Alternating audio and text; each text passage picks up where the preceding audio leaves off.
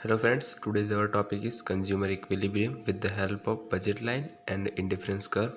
So आज हम consumer equilibrium को budget line और indifference curve की हेल्प से फाइंड आउट करेंगे।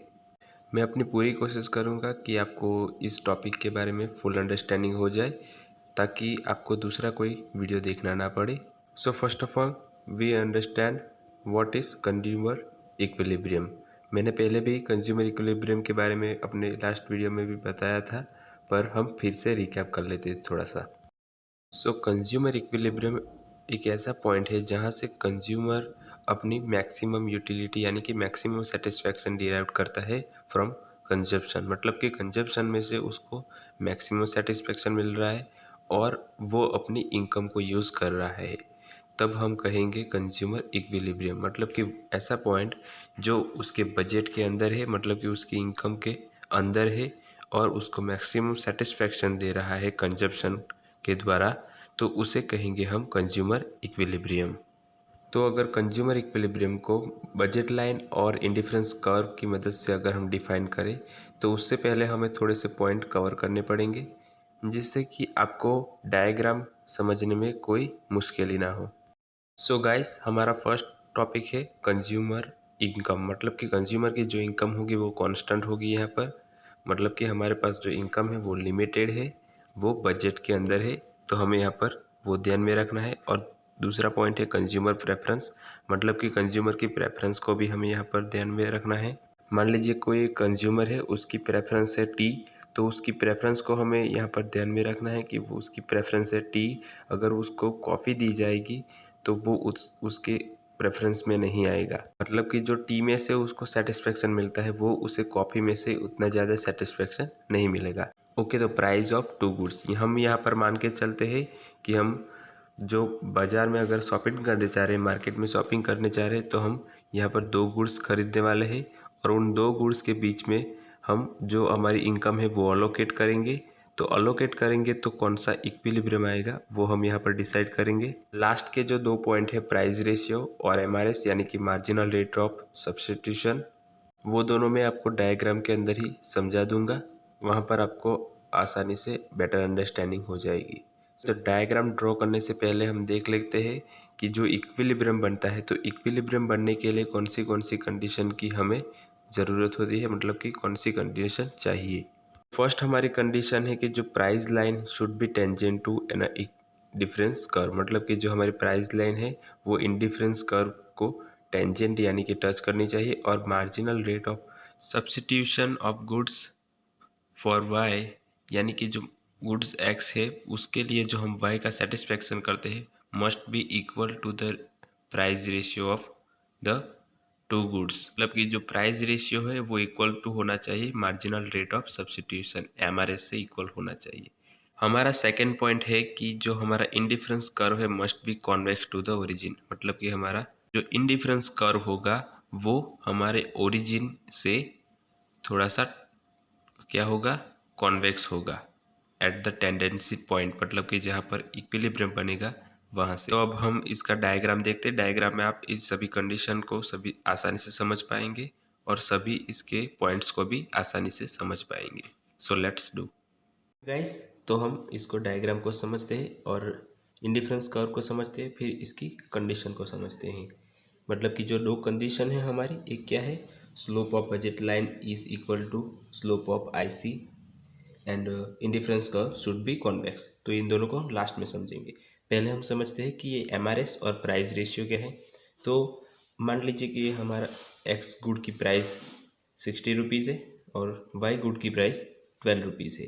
तो इसका प्राइस रेशियो हम कैसे निकालेंगे।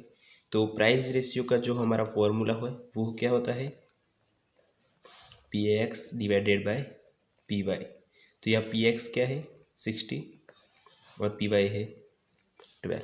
ओके, पी एक्स यानी कि price of good X, P Y यानी price of good Y. Now हम क्या करेंगे कि हम इसका रेशियो निकाल लेंगे। ओके, तो इसको रेशियो में हम कन्वर्ट करेंगे तो क्या होगा 60 12। ओके, एंड इसको अगर हम रेशियो को इसको 4 से डिवाइड करेंगे तो हमारा क्या आएगा 4 जेम 3। ओके 4GEM3 हमारा आ गया। तो यह हमारा निकल गया क्या, प्राइस रेशियो कहेंगे हम, और इसे हम ये भी कह सकते हैं PX divided by PY।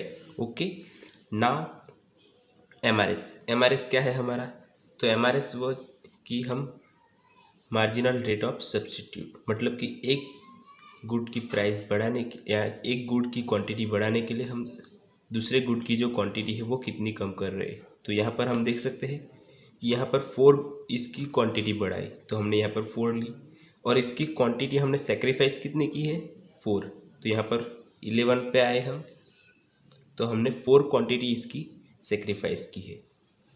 Next हमने क्या किया है, नेक्स्ट हमने किया है इसकी 4 क्वांटिटी ली है, पर इसकी जब हमने सेकेंड बार 4 क्वांटिटी ली तो हमने इसकी जो क्वांटिटी है वो सिर्फ 3 ही सेक्रीफाइस की, फिर हमने इसकी 4 ली और इसकी 2 सेक्रीफाइस की, और फिर इसकी 4 ली और इसकी कितनी सेक्रीफाइस की, 1 सेक्रीफाइस की। तो ये हम सेक्रीफिकेशन है वो क्यों कम होता जा रहा है, क्योंकि हमारे पास पहले ये गुड नहीं था, तो हमने जब पहली बार जो इसका सेक्रीफिकेशन किया तो हम इसके लिए आतुर थे, तो हमने इसका ज़्यादा सेक्रीफिकेशन किया।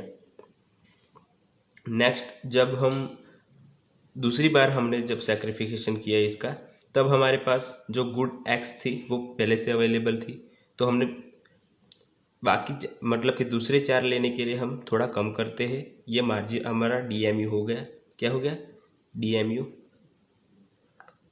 डिमिनिशिंग मार्जिनल यूटिलिटी, मतलब कि इसकी यूटिलिटी धीरे धीरे कम होती जाती है वैल्यू, तो इसकी वजह से MRS हमारा ऐसा बनता है। ओके तो अब आपने MRS समझ लिया है।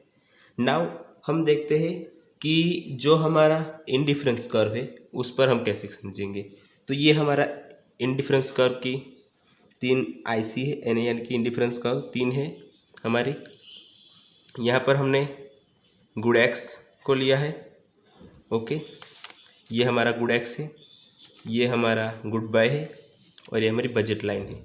तो आप यहाँ पर देख सकते हैं कि जो हमारा गुड वाई है और गुड एक्स है उन दोनों का कंजप्शन इक्वल हो रहा है, इक्विलिब्रियम पे हमारा पॉइंट बन रहा है यहाँ पर।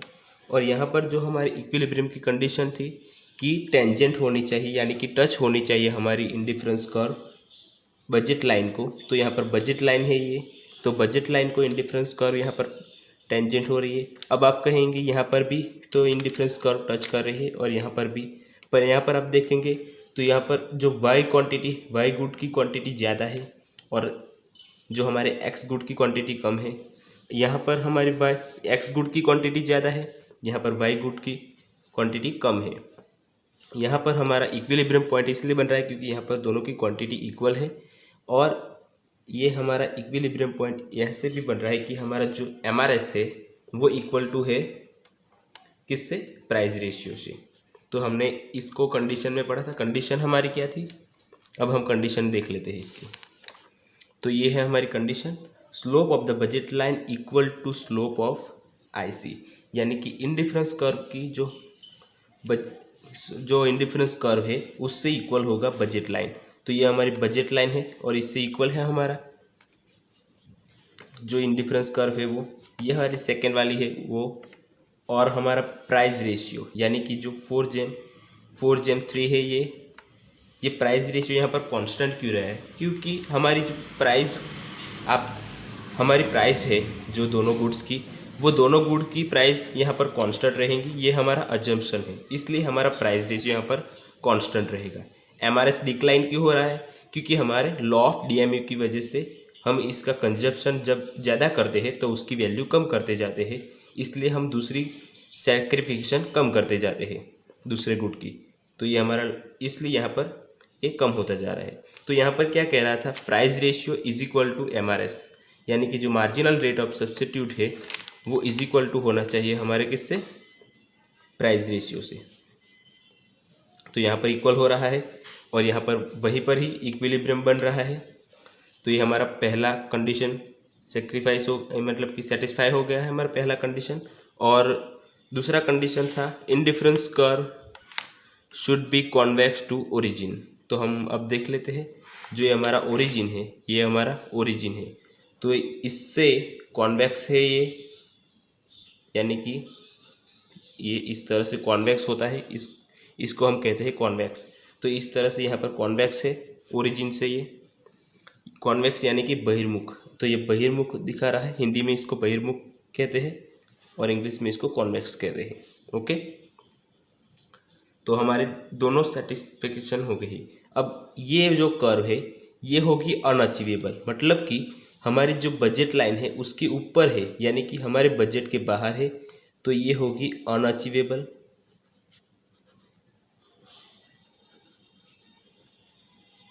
ओके, ये होगी अनअचीवेबल।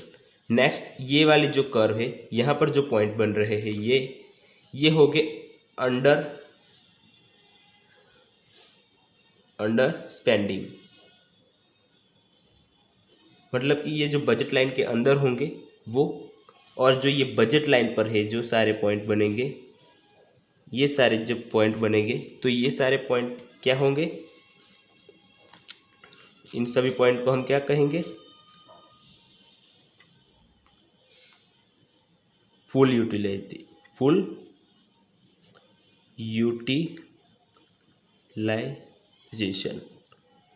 यहाँ पर हमारा क्या होगा, फुल यूटिलाइजेशन। इन सभी पॉइंट पे जो यहाँ पर बनेगा, यहाँ पर बनेगा, यहाँ पर बनेगा, हमारी जो इनकम होगी वो फुल्ली स्पेंड होगी यहाँ पर, तो ये फुल यूटिलाइजेशन। यहाँ पर अंडर स्पेंड होगी, मतलब कि इनकम कम स्पेंड होगी, और यहाँ पर ओवर स्पेंड होगी, इसलिए ये अनअचीवेबल। ओके, नाउ आपको समझ में आ चुका होगा आई थिंक। अब मैं आपको एक चीज़ बता देता हूँ, ये जो मैंने डायग्राम ड्रॉ किया है, ये आपको जो एग्ज़ाम है उसमें ड्रॉ नहीं करना है। एग्ज़ाम में आपको इससे थोड़ा अलग ड्रॉ करना है, वो मैं आपको बताता हूँ। सेकंड जो फर्स्ट वाला जो डायग्राम था वो सिर्फ आपको अंडरस्टैंडिंग के लिए था। ये वाला डायग्राम आपको जो हमारा एग्ज़ाम होती है उसमें ड्रॉ करना है। ये वाला डायग्राम इसलिए ड्रॉ करना है, इसमें कोई हमें काउंटिंग वाउंटिंग नहीं करनी है, सीधा हमें यहाँ पर हमने क्या किया है, क्यू ई को यहाँ पर ड्रॉ कर दिया है और यहाँ पर एच ई को। तो आप ऐसा कह सकते हैं कि क्यू ई और एच ई पर हमारा इक्विलिब्रियम बन रहा है। हम जब क्यू ई सेक्रीफाइस करते हैं गुड वाई क्यू ई तरफ, मतलब कि इतनी जब हम सेक्रीफाइस करते हैं तो हम यहाँ पर एच ई इतनी हम यहाँ पर क्या कर सकते हैं, गुड एक्स को बढ़ा सकते हैं। और जो हमारी आईसी कर्व है वो यहाँ पर टेंजेंट हो रही है, यहाँ पर टेंजेंट हो रही है, पर यहाँ पर हमारी जो इक्विलिब्रियम कंडीशन नहीं बन रही, क्योंकि इसकी क्वांटिटी ज़्यादा है, इसकी कम है, यहाँ पर इसकी ज़्यादा है और इसकी कम है। ओके, नाउ दूसरा हमारा क्या था, जो हमारा कॉन्वेक्स होना चाहिए, तो यहाँ पर कॉन्वेक्स है। हमारी दूसरी कंडीशन कॉन्वेक्स होनी चाहिए थी, वो भी यहाँ पर कॉन्वेक्स है। ये हमारा मार्जिनल रेट हो गया, तो ये हमारा ये तो ये हो गया हमारा डायग्राम। इस डायग्राम उससे मिलता जुलता ही है, पर हमने यहाँ पर सिर्फ जो हमारी काउंटिंग थी वो यहाँ पर नहीं ली है, यानी कि नंबर्स को शो नहीं किया है। वाला डायग्राम मैंने इसलिए बताया था ताकि आपको एमआरएस के बारे में पता चले और रेशियो यानी कि जो हमारा प्राइस रेशियो है उसके बारे में पता चले, इसलिए मैंने वो डायग्राम आपको बताया था। थैंक यू फ्रेंड्स, अगर आपको ये वीडियो हेल्पफुल लगा हो तो प्लीज़ इस वीडियो को लाइक कर देना और हमारे चैनल को सब्सक्राइब ज़रूर कर देना।